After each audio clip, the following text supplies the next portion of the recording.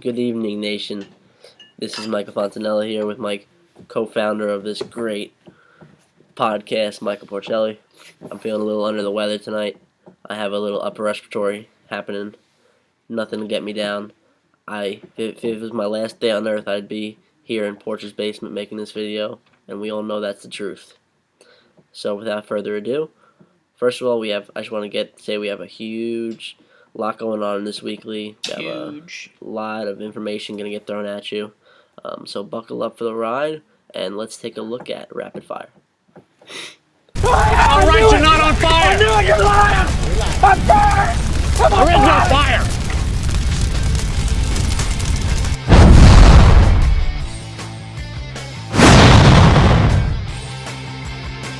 Mr. Mamba himself was feeling great about this matchup.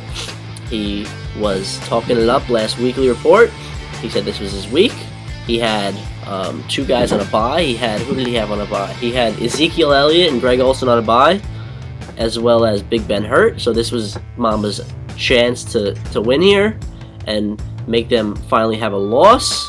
Did not happen. Came down to Monday night. CJ Anderson had a decent stat line.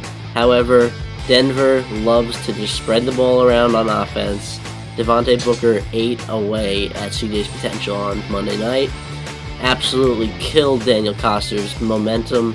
He loses by less than 5 points. What a tough loss against a very stout Long Island Picker squad.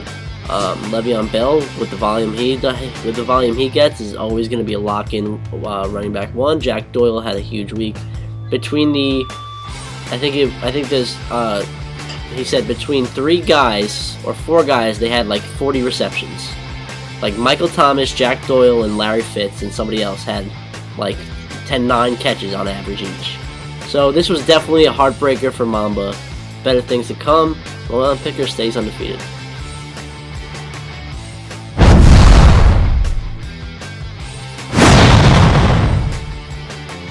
With a couple of injuries, it doesn't matter.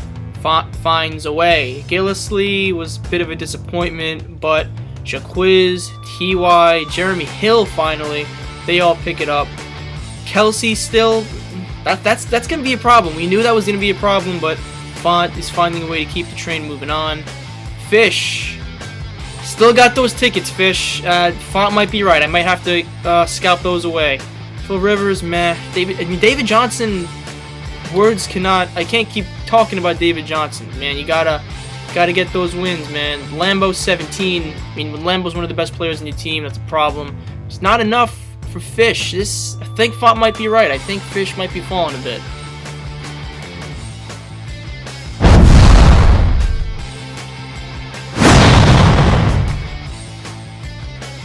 Twan squad, you like that. Kirk Cousins leads to the way. Forte had a big bounce back week. Mike Davis was serviceable with 8 points. Brandon Marshall has yet to find a connection with the Jets QBs this year. Gronk has been a monster since he got Brady back. Terrell Pryor Sr. still a nice pickup. Had an off week. Moving over to Deep's Nuts. Russell Wilson was down this week. Gurley had a decent week, no longer on his team. We'll get to that later.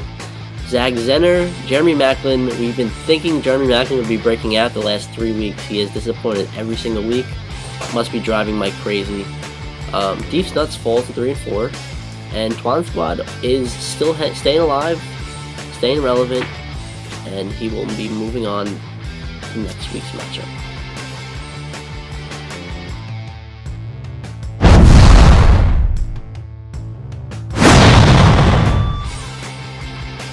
We all knew Zach doesn't have firepower. MMED does. This was a no-brainer if you're making picks. They got their quarterback, Matt Ryan, 14 points, but you know he'll pick that up. DeMarco continues to be the rock. Randall Cobb, apparently everyone except Jordy Nelson had a party in Green Bay, which is amazing. Jay Ajayi, worth every penny, sadly. Negative points from the Bills D doesn't factor in. And then MMED keeps on rolling. Good for them. On to Zach. I mean, doesn't score a crazy amount of points. Very favorable points against. I'm like a broken record here. Like I said, first time they take on firepower, wasn't going to happen. You look at their bench. I mean, You got Jordan Reed injured, but is that really a big deal? Vernon Davis was a great plug-in. Real Young Gun has no excuse. They just gotta suck this one up and look forward to next week.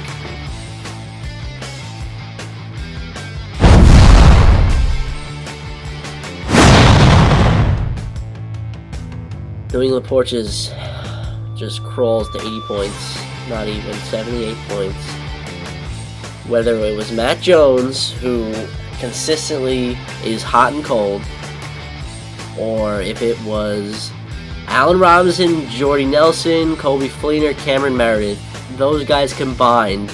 Math isn't my strongest skill, but it looks here, if I'm rounding up real quick, they all together it looks like those 4 guys, Robinson, Nelson, Fleener, Meredith, totaled around 10 points.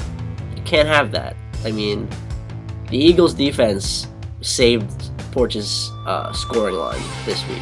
If the Eagles' defense doesn't put up 26, this could be a 50s. You could be scoring 50-something points this week. Very tough week. Tough break for Porch. You don't expect guys like Jordy Nelson and Allen Robinson to just fall on their face week after week. Moving over to TCP. A win is a win for TCP. They will take it. Chris Ivory's underwhelming. Isaiah Crowell had a nice bounce back week. Welcome to TCP. Willie Snead getting healthy again. Jameson Crowder is getting healthy again. Martellus Bennett is still injured a little bit. Terrence West had 1 point, kind of a disappointment. They knew they acquired Terrence West. Moving forward, I think both these teams will continue to just simmer and slowly walk off into the sunset, and it will be retirement golf courses sooner rather than later for both these teams.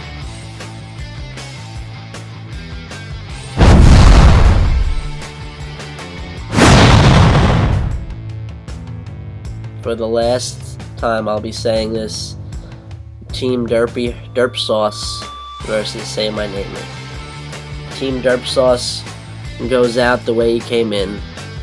Absolutely disgustingly underwhelming team. Doesn't do much for me. I'm not getting out of bed for Hassett.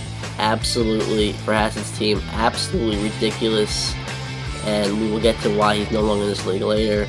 Say My Name It explodes for 138 points. Spencer Ware continues his hot streak. AJ Green, Golden Tate all of a sudden getting it going. Delaney Walker found the rhythm. Matthew Stafford, Frank Gore. This was an absolute great week all around for Mark. We're looking for more consistency out of his team, and he showed us this week. This final week that this was Derp Sauce's team shows you how much. You know what? I don't even want to talk about this team. We're gonna be getting to this later. Moving on to the next matchup.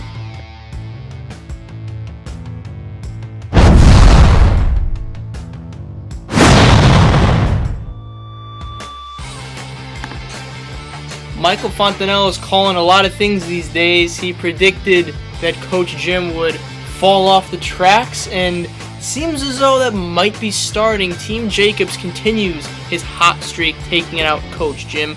Talk about Team Jacobs. Drew Brees.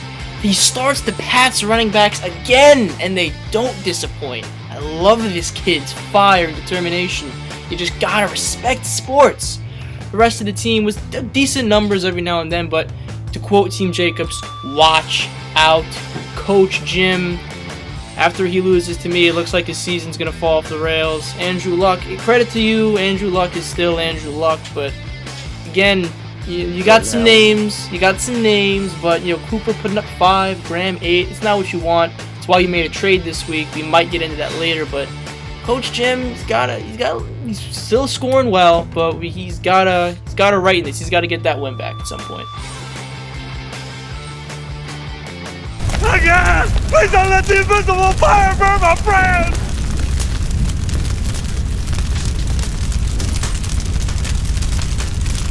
Rapid fire over. We're gonna get through this quick. Team Font. Well, Michael, my Come On Man of the Week is going to be a former member of this league now.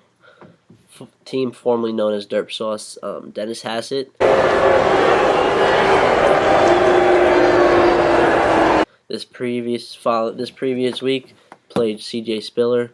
C.J. Spiller was not even on the Seahawks roster on Sunday. He was waived and continued to be played in Dennis's team, and this is just another occurrence of Dennis showing his lack of care and ambition in this league, and it is sad to see a member like that fail. I believe you have I have a couple of interview questions to ask you, but first I believe we have a statement from the league officials. Yes, we have this came out late last night. On October 26th, Commissioner Dino and myself, co-commissioner, had a long discussion about certain members in this league and what the future has in store for this great nation. Dennis Hassett, a once rising star in this league and a two-time champion, has made headlines recently by starting players on his roster who were deemed inactive by their respective organizations. If this was a one-time occurrence, that is understandable. Hence, Jason Foley had a one-time occurrence. The commissioner's office via email warned Hassett to not allow this to happen again, not make a habit of it.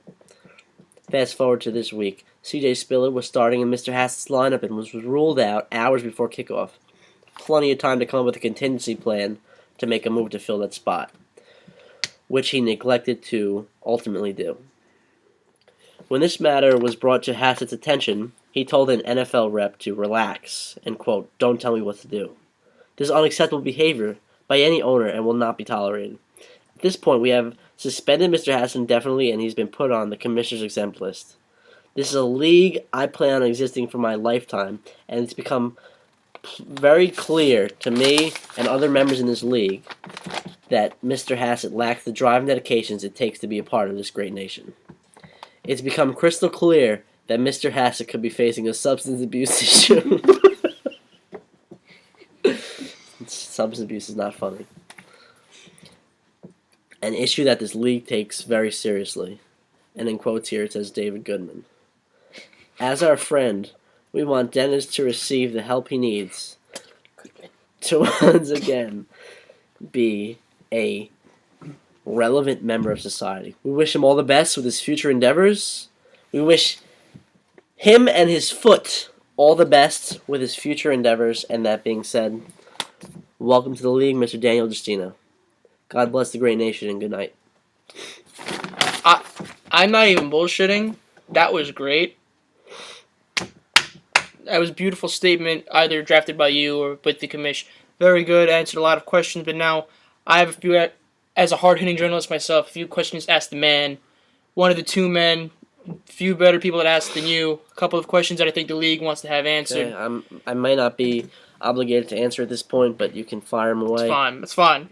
You're a sick man, you have a busy life. No, it's a matter of just ask your damn question. This new regime, it's a new regime because they actually get shit done. When they say they're going to do shit, they do it. Hassett's gone. Now, it's actually a question that Fish had. Did Dennis find out about this through the group, or were there strikes? You alluded to a couple of texts, but did Dennis know his job was on the line? Throughout these weeks, after the first occurrence of the inactive player starting, we had a text session between me and Dennis Hassett, and we clearly told him don't allow it to happen again.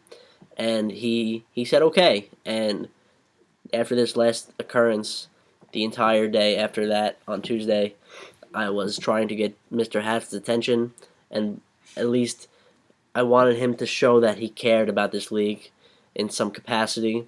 And instead of seeking forgiveness and saying sorry and saying it won't happen again, he has this very rude attitude with our NFL rep, saying don't tell me what to do and relax. And when asked if he wants to be in this league, Mr. Hassett wrote, "Yeah, YA." Okay, that is the kind of thing that we're not looking for in this league. You know what? Derp had his chances. The waiver wire isn't the sexiest. Doesn't have a lot of trade bait, but you gotta do something. He didn't do it. Listen, now, it's not I'm sorry, Michael. It's not a matter of wins and losses at this point. If Dennis Hassett was putting out a lineup where all of his guys were playing, all of his guys were active, this would not even be it. We wouldn't be talking about this right now. Now, question number 2. Yes. Derp out. Historic. First person to ever be suspended indefinitely mid-season. Enter young Daniel Justino. Now, in the last season when I had my mental breakdown and I retired the league, I heard some rumors about Andrew Lacauzi making some waves. Now, was Daniel Justino the first choice? How did you contact Daniel Justino? What makes him the best choice? I want to first put those Lacauzi rumors to bed. There was never any thought to have a lunatic like Andrew Lacauzi in this league. That is ridiculous. I would never. I heard rumors. Glad they weren't true. I will say something though. That nobody else here knows about, except me and the commissioner, Michael Dodino. The Tuesday morning after the Week 7, me and Mr. Dodino had a thought. And the thought was, I think we should bring back Kevin Sinitar. That was our... Listen.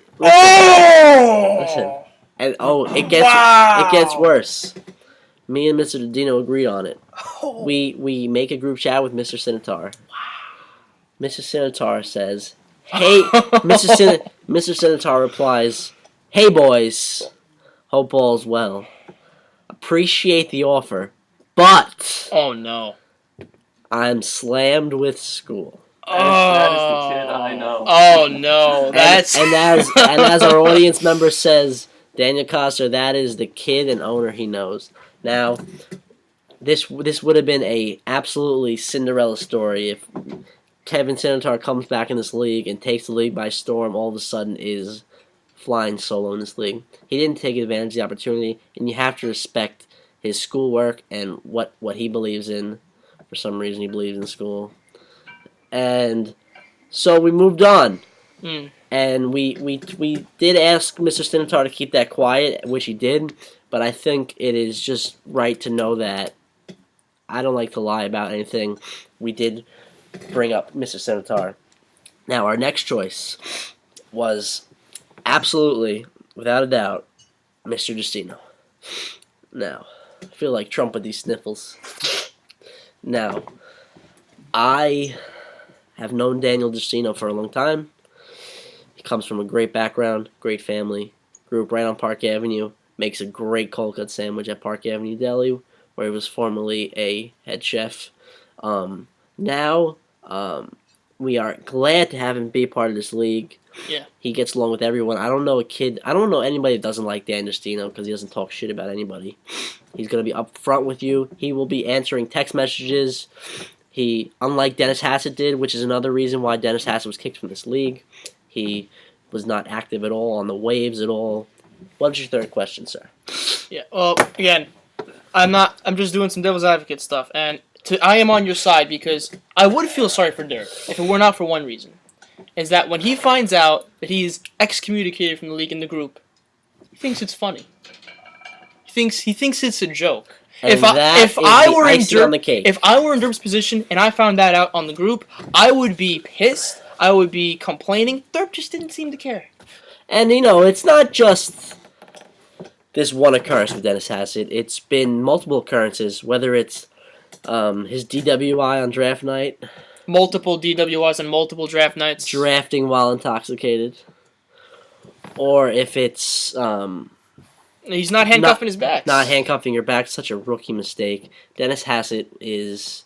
It wasn't just this one thing. It was multiple things leading up to it. We know Dennis Hassett is a good person at heart. He's just absolutely lost right now. Yes, I think you mentioned it a couple of weeks ago that Derp won back-to-back championships. We asked how. Well, that was when he wasn't coming to the draft drunk, and not everyone. We weren't all gurus yet.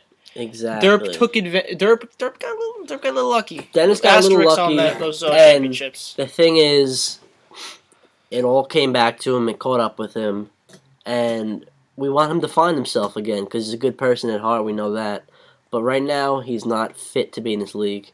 It's not fair to other members in this league, and we will not do other members in the league a disjustice by keeping a member like that in this league. So he doesn't deserve any. Fellow derelict David Goodman was more upset than Dennis Hassett. We might get to Goodman and Derp's little thing later. That's a conversation for Dennis another Hassett says, What did he say? He said, "Oh man." You know what? I don't even want. Let's He said, "Oh man, I'm out of the league." You know what? One more question about Derp, and then we will never mention his name again in this league. And real quickly, there's no refund for Dennis Hassett. Yes, I did think that, but no. Yes, no, there's no refund for Dennis Hassett. If he even paid, for Devil's Advocate, he's one of those last minute payers. For all Devil's Advocate purposes, I think we need to get a little bit of pro Hassett here. Now, he's been excommunicated for a lack of effort and just not doing anything. Now 0-7 excommunicated. 2 or 3 seasons ago, Font, you went defeated, and there were insider sources that claim you didn't check as much toward the end of the season. Now, but you did mention why there is a difference. There is possible substance abuse issues going on. With you, it was just a bad season. With Derp, there were clearly factors going on off of the field. My plan is to defeat ISIS. Hillary has 33,000 emails. She's a terrible candidate. You gotta vote for me. We'll get to those issues later. That's not important. Those issues are not important, Michael. You bring up a very invalid question. I don't really understand. It's like 3-on-1 here. I did have a defeated season many years back. This, however, was before the collective bargaining agreement came into play. And before, this was before that, this league was more than just a league. You know, this used to just be a fantasy football league. Now this is a family. This is a full-blown podcast a week. Absolute gurus up and down this cast of characters. We try our best to. Let's be honest. Back then, we had our guys like Spencer Nolan. We had our Uncle Lees, our Connor Walshes, our Jake Camelhars, and the best way to respond to that horrendous question, Michael, is I did check those weeks, and also I was never questioned by a commissioner, and I was never forewarned by a commissioner. So it's a different time. They're not even relatable. They're two separate topics. All I know is that Dennis Hassett had multiple opportunities to save himself and to save his spot in this league, and he repeatedly ignored it and continued doing whatever he's doing up in Virginia Tech. And we wish him the best, him and his foot, with all his future endeavors. And any other questions before we move on, Mike? That's just about it. One of the best interviews of the year. Money Watch. This week's Money Watch. Porch will pull up the board. Bring it up. He'll bring it up.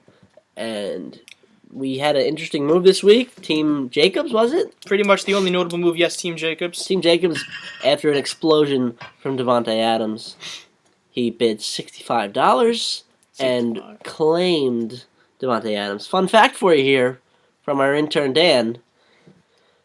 TCP did bet on Davante Adams. How much did he bet? $64. $64! That's about sums up Brian Cohen's life. Them. not 65. Not that good. He's always just $1 behind. Just a tad bit shy where he needs to be. And it's a shame that Duke doesn't teach teach ethics. It's a damn shame. But sports now. Let's take a quick look at sports' roster because I want to see why he would need Davante Adams this week. Let's take a look. 65 for Davante Adams. Let's see why he needs Davante Adams. Let's see, and it does not look like he is starting him. He's currently still on his bench. He's got Theo Riddick in the flex. Demarius questionable. Could be that reason. He has a nice fucking team. Man, we got to look at sports again. Always a pleasure to look at sports' team. But no, this is even more of a head scratcher now because it seems that he picked up Davante Adams $65 to possibly block him from going to TCP because Davante Adams does not seem to have a clear-cut spot in Team Jacobs lineup. He has a pretty deep lineup. Yes, it seems I think this was just collateral. Demarius questionable. Sterling Shepard on a bye. He wants to make sure to get a receiver, and you could do a lot worse than Davante. Got to spend that money. Good job, sports. Like the aggressiveness. One big trade here this week. Only one It includes one man at the top of the league, one man at the bottom. Coach Jim McElwain and Steve Snuts sends Todd Gurley and Kenny Britt for pair of Vikings backs, McKinnon Asiata, and Doug Baldwin Font. Your initial reaction on the deal? My initial reaction is I see where Dino's going with this. He has Russell Wilson. He's looking for the Russell Wilson-Doug Baldwin combo. Dino's trying to just fill out his roster for this week. He is a absolute week-to-week team at this point. He needs every win he can get. Todd Gurley is on a bye, and he needs a back to play against Team Fontanella this week. And this is I think this is definitely a win for Coach Jim. I think Matt Asiata and Jerick McKinnon, to me, you trade for both of them, but you're only going to play one of them a week, so you're going to be playing a guessing game every week. Yes. And it's annoying. So in this point, I would say you pretty much traded Doug Baldwin for Todd Gurley. And it's kind of crazy, if you ask me. I'm not a fan of it. Real quick side note, me and Mr. Didino were speaking all morning long. Texting. We reach a deal. TJ Yeldon and Jaquiz Rogers for Todd Gurley. He says send it. We are all set. I send it, and I'm like, great doing business with you. Next thing I see is he writes in the group chat, thanks for the memories, Todd, even though they weren't such great memories. So I'm thinking, fuck yeah, I got Todd Gurley, you know? I go check the recent league activity. This motherfucker pulls the rug out from under my feet and blindsides me completely. Classic Didino I feel like tactic. I'm on Survivor. Absolutely blindsides me. We know Didino loves his Survivor. And it just pisses me off because here I was thinking I got Todd Gurley, you know, and this is such a Dino move, you know. He strings you along. He's like, talk me into the trade. What, you know, why should I take this in? So I'm literally spending my entire morning trying to work on a deal with this kid. Little do I know, he's already made a trade with fucking David Goodman. It's annoying and it's unfair. Life is not fair. And Dino's fighting. He's a week-to-week team. It's a bad trade for Dino, if you ask me. It's gonna be even more of a headache for him now because it's gonna be a guessing game between Asiata and McKinnon every week. And Todd Gurley's a rock, let's face it. Yeah. And there aren't many rocks in this league. Yeah, that's just one final point. I did speak with David Goodman earlier today about this deal. He wanted to get my impressions on it. And, you know, I think it's a good deal for both sides. I wouldn't really say there's really a loser, but the thing is about Gurley, he's a name. I mentioned to Goodman, he's a name. He immediately brings credibility to the lineup. But I have seen nothing from Gurley at this point this year that makes me think he will turn around a roster. I think it's a best case scenario situation. Goodman got one of the best backs in the league, but in terms of fantasy value, I'm not sure that this is a move that will turn around Goodman and get him back on the tracks. We'll see. I hope I'm wrong, but this interesting trade. On to the next one. All right, that time again. Time to preview next week's matchups. An update on the score. I have climbed back to tie it up. Both Font and I now 19-16 on the year. Hoping to get another good week. Let's bring up the board. Here we go, Week 8 matchups. We begin with Team Fish versus the White Mamba. Crushing loss from Mamba. He may or may not have wanted to rant a little bit today, but it cooled off. Fish is trending downward. I think that's going to continue. I think a mad White Mamba will beat Fish. Connor James and Don Bo of the Freight Train, the most dominant start to a season in Guru Nation history, and they will keep the train rolling against Zach, who cannot beat teams with real firepower. Easy win for Long Island Pickers. They'll be 8-0. Twan's squad versus New England Porches. My boys, I fired up my boys this week. They're going to play hard for me. We're going to surprise Twan squad. Neps will get a desperate win. Say My Name coming off a big win against MMED. This might be the tough one for me this week. I'm going to go with the more consistent team, MMED. I'll play it safe. TCP versus Team Jacobs. How do you pick TCP in this game? Team Jacobs, 6-2 for the win. And the debut of Team Justino taking on a 2-loss streak. David Goodman, Coach Jim. Oh, I want to pick Justino so bad, but I'm gonna play it safe. That's call me safe, Neps. I'll pick Coach Jim. Font. What do you got? Well, let's delve right into these matchups, these juicy matchups we have for this week. The White Mamba versus Team Fish, must-win territory for the White Mamba against an ailing Team Fish. Needs to start beating up on these bad teams if Mom wants to be considered a playoff team. Long Island Pickers versus the Real Young Gun. Of course, I want the Real Young Gun to win. Won't happen. Long Island Pickers have too much firepower. Zeke Elliott coming back off the bye, as well as Greg Olson, all rested up. Pickers will win. Twan Squad versus Neps. Neps continues to just fall off the rails. Absolute train wreck. Twan Squad wins, improves to 5-3. You like that? MMED versus Say My Nameth. 3-4 team against 4-3 team. I'm gonna say Say My Nameth socks MMED right in the mouth this week. Shuts them up.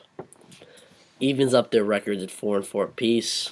TCP and Team Jacobs. Team Jacobs, just a better human being, better team, better everything. Team Jacobs, all signs point to Jacobs winning this week. And Mr. Team Justino versus Coach Jim McElwain. I was looking at Mr. Justino's team today, and I said to myself, it's not that bad. Oh my gosh. He actually said it. Justino's team, you know what that team was missing? It was missing a leader, and now it has one. Oh god. I think Justino makes an absolute plunge into this league this week. He says, "This is me, bitches," and he wins. Gets the first win of the year. Absolutely shuts up Coach Jim. Coach Jim, we know, is a fan of Coach Dennis Hassett, formerly known as Dennis Hassett. Right. So this is pretty much a Dennis Hassett and Coach Jim versus Team Justino. Oh wow. Team Justino does not give a shit. Team Justino will win this week. I like Team Justino to break out. I think Chris Procise. Wow, actually, what? That's a great storyline, man. Coach Jim fighting for the honor of Derp Sauce. That's a great matchup. I think absolutely Team Justino wins this week. I'm not even thinking that it's an upset. I think Team Justino, it's in the cards this week. If Justino wins this game, not only is he a lock in Guru Nation for next season, but that Derp, I don't think Derp should come back if that happens. Who said anything about Derp coming back? He should never come back. Wow. Team Justino wins this week, 111-87.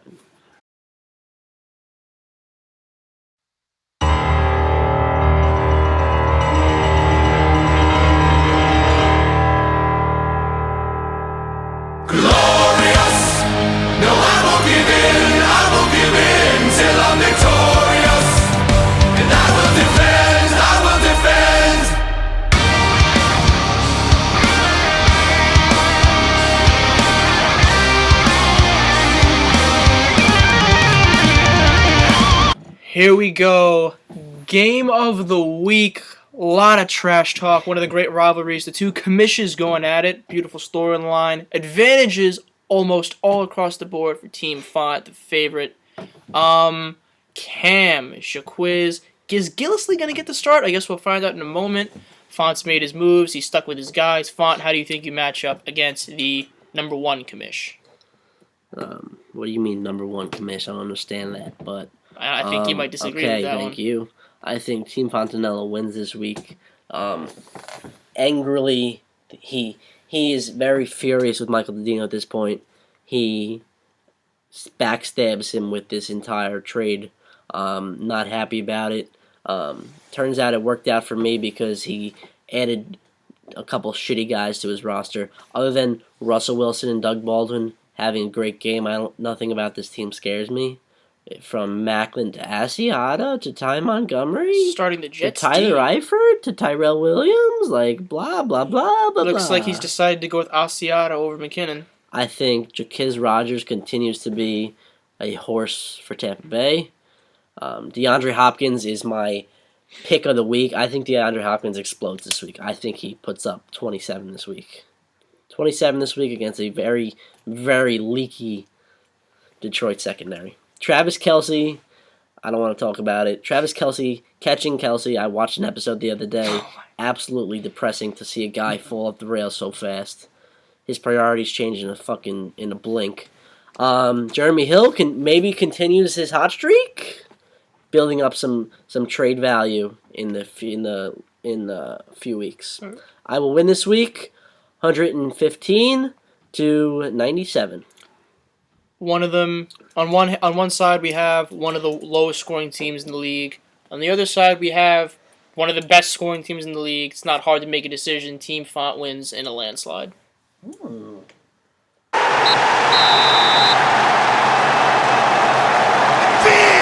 the power!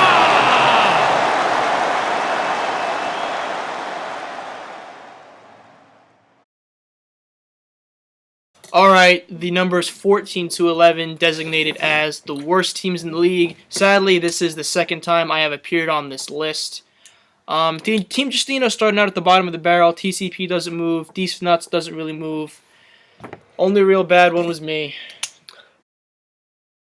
Moving over to 10 through 7, we had Real Young on a 10, Namath at 9, Team Fish at 8, and Twan Squad at 7, making a jump from he was 10 last week. Yes, the White Mamba stagnates at number 6, just outside the top 5. He put up a good performance against the Long Island Pickers. Say my name with, as you said, nice jump. And now we go to the top 5. Team Font moves up to number 2. Long Island Pickers has not moved in ages. And the Coach Jim dropping a couple of spots. Coach Jim, without he's quote-unquote Batman, and Dennis is Robin. It's all over for Coach. I just stabbed myself in the eye with a pen. It's all over, Coach Jim. It's all downhill from here. There's not much to talk about here. Coach Jim is on a downward spiral. All right, another thrilling, fantastic episode. We'd like to thank the man who's always here, the star of the show, Michael Fontanella, for the tremendous interview and the clarity on the Dennis Hassett situation. Now, we do have another video coming out this weekend that I don't know much about, but the draft for the Turkey Bowl, Font, will you take us out? Maybe explain that a little bit? Yes, we have another video coming out. It is a Turkey Bowl special. It is a draft. I don't even know how this is gonna work. I'm It interested. is a it's like a little draft video. We're gonna have 2 FaceTimes. We're gonna have one manager, Mike Didino, one manager, Benjamin Hoffman, and we're gonna go round by round, rattling off names. That's gonna be interesting. And at the end, we will compare teams and have a couple laughs along the way. Hope you'll join us this week, Tuesday on 7 p.m. Eastern. We appreciate all of you for sticking by us, and we wanted to say we wish the best of luck one more time to Dan Coster. Welcome. Wow. Dan Coster. I do wish the best of luck to Dan Coster. However, Even more so to young Daniel wanna, Justino. I want to wish. No, I was going to say Dennis Hassett. I wish Dennis Hassett really? a speedy recovery from his Surprised. illnesses. And welcome to the league, Daniel Justino. I'm anticipating great things in the future, and we will see y'all next week.